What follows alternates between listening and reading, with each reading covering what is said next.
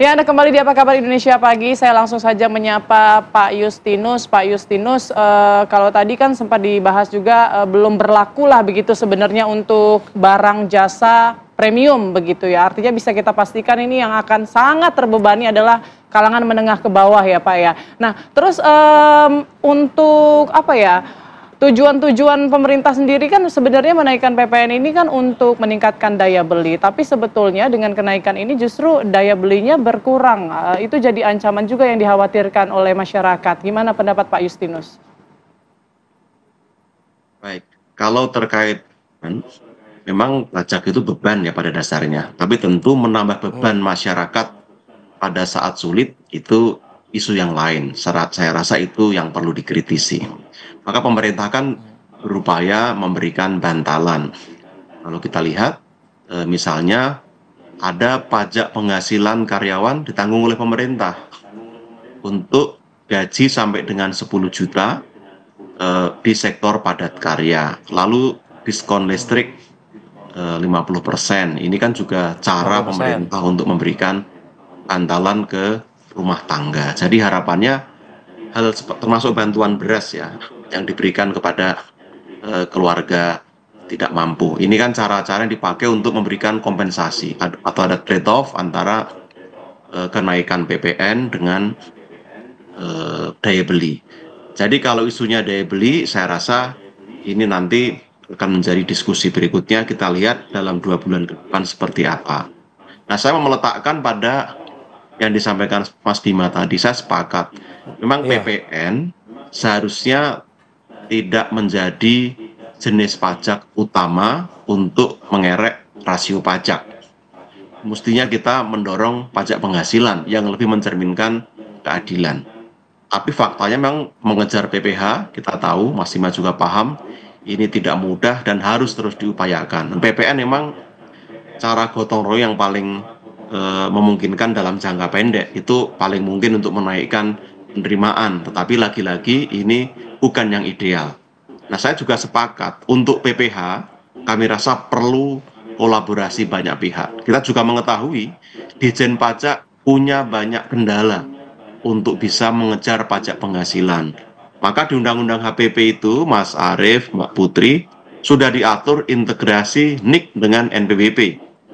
Itu langkah awal untuk memastikan bahwa aktivitas dan identitas itu terhubung atau tersambungkan sehingga mudah dilakukan pengawasan. Tapi kita juga tahu setiap Ditjen Pajak ingin mencoba mengatur agar bisa mendapatkan data atau informasi yang lebih luas, ada penolakan juga. Dulu data kartu kredit baru diterbitkan aturan ditolak. Lalu dulu keluar peraturan perpajakan untuk digital ekonomi atau untuk platform digital, marketplace juga ditolak. Dan sekarang sudah akan ada Cortex di awal tahun depan. Nah, harapannya ini menjadi game changers yang bisa mengedres isu keadilan. Saya sepakat PPh harus menjadi tumpuan, yang mampu harus bayar pajak, semakin mampu mesti bayar pajak lebih gede. Bahkan seperti Mas Bima juga pernah usulkan, kalau perlu pajak warisan itu diatur ulang, bagaimana warisan dalam jumlah tertentu itu juga menjadi objek pajak, termasuk pajak kekayaan yang kemarin menjadi rekomendasi pertemuan G20 di Brasil, didorong untuk negara-negara OECD dan negara-negara G20 untuk dapat menerapkan pajak kekayaan 2% dari kekayaan bersih untuk memastikan ketimpangan bisa dikurangi. Jadi cara-cara kreatif seperti ini juga perlu terus dipikirkan dan juga diimplementasikan di lapangan, dan ini butuh dukungan seluruh pihak. Kalau mengandalkan Ditjen Pajak dengan segala keterbatasan, terutama aspek-aspek politik yang kita tahu di lapangan, praktek backing, praktek kuat-kuatan, penghindaran pajak itu adalah hal yang tidak bisa dihindari, dan itu butuh dukungan yang lebih kuat. Oke, Mas Bima, menanggapi apa yang disampaikan Mas Justinus ini juga saya ingin mendapatkan semacam kayak kejelasan apakah memang 1 Januari ini apakah langsung akan diterapkan, karena perlu juga semacam kayak panduan gitu ya kayaknya ya. Contoh aja misalnya kayak rumah sakit atau sekolah, mengingatkan saya juga punya anak yang saya sekolahkan juga.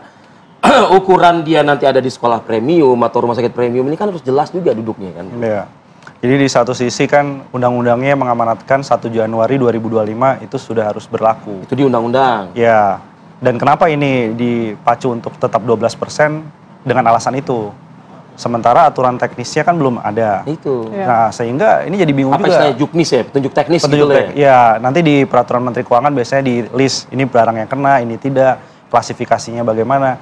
Karena kalau nggak begini, kita juga ngelihat sekolah satu, yang kedua adalah rumah sakit. Iya. Ini kan rumah sakit layanan yang premium itu seperti apa? Itu absurd. Jadi iya kalau kita udah punya kartu BPJS misalnya kesehatan, terus pegawai rumah sakitnya atau pelayan rumah sakitnya bilang, maaf ini layanannya masuk yang premium.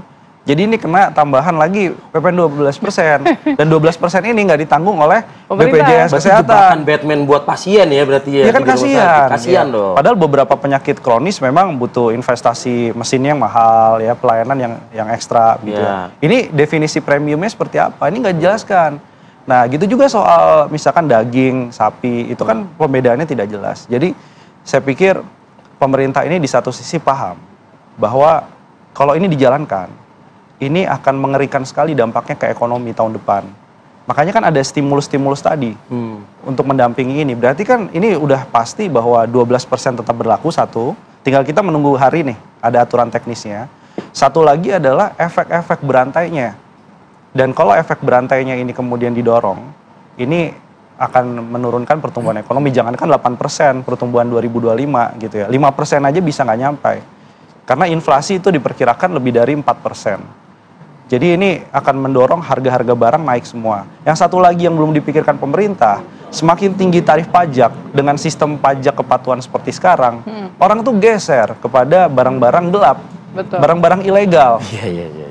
Jadi ini kan mau dapetin 70 triliun potensi dari PPN ini ya diklaim begitu, tapi di satu sisi karena larinya ke sini malah. lubangnya banyak, akhirnya ini hilang. Nah, jadi PPN 12% ini adalah cara paling primitif, cara paling tidak kreatif dari hal perpajakan.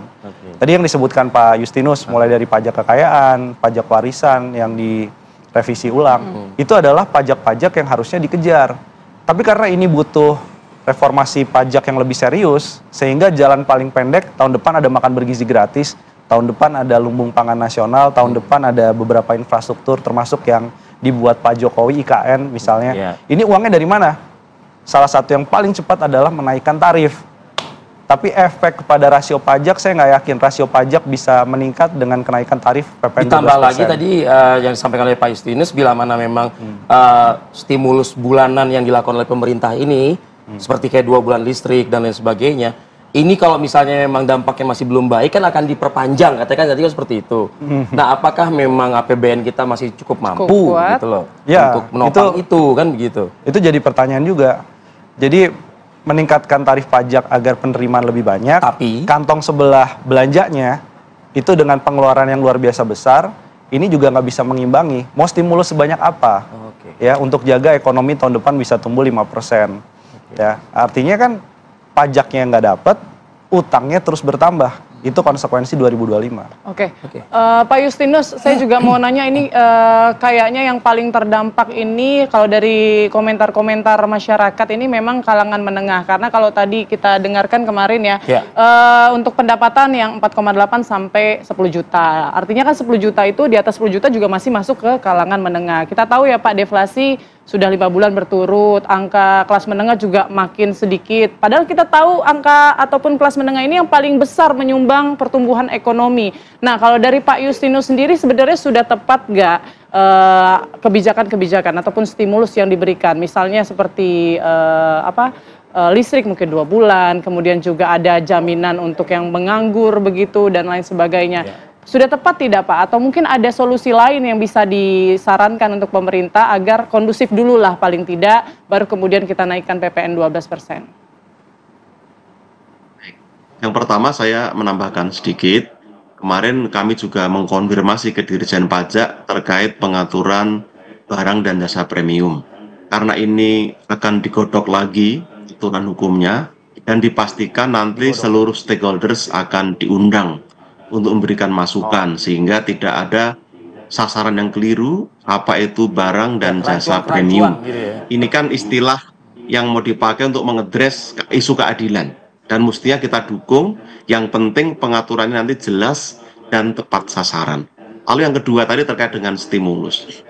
Secara skema, saya rasa sudah tepat karena ini memberikan dukungan langsung pada daya beli. Baik pajak ditanggung pemerintah, lalu PPN tanggung pemerintah, diskon listrik, dan sebagainya. Tapi memang kalau untuk kelas menengah yang sekarang ini membutuhkan dukungan lebih kuat, rasanya memang ini masih perlu ditambah lagi. Nah, menurut saya memang ini karena ini di akhir tahun, kita juga harus melihat kinerja PBN nanti di 3 bulan pertama, di triwulan pertama. Kalau nanti on track, kami rasa pemerintah juga punya peluang, Mbak Putri, untuk memberikan stimulus-stimulus tambahan. Terutama kami sepakat untuk kelas menengah itu perlu penguatan, baik yang langsung maupun tidak langsung, karena mereka yang selama ini memang paling sedikit mendapatkan insentif. Oke. Kelas menengah paling sedikit mendapatkan insentif, tapi paling besar menyumbang pertumbuhan ekonomi ya Mas Bima ya. Ya, Kita harapkan memang ini ada evaluasi lah, Rivi, selama 2 bulan ini mungkin stimulusnya dilihat dulu, dievaluasi, kalau memang ternyata masih cukup mendongkrak atau menggenjot daya beli dan juga pertumbuhan ekonomi, mungkin diperpanjang, tapi tetap balik lagi harus tetap menghitung-hitung ya, jangan sampai APBN kita juga jebol begitu ya. Terima kasih Mas Justinus Prastowo, terima kasih juga Mas Bima Yudhistira Terima atas kasih, waktunya Mas. pagi ini, Selamat pagi. mengedukasi publik. Wah. Assalamualaikum. Waalaikumsalam warahmatullahi wabarakatuh.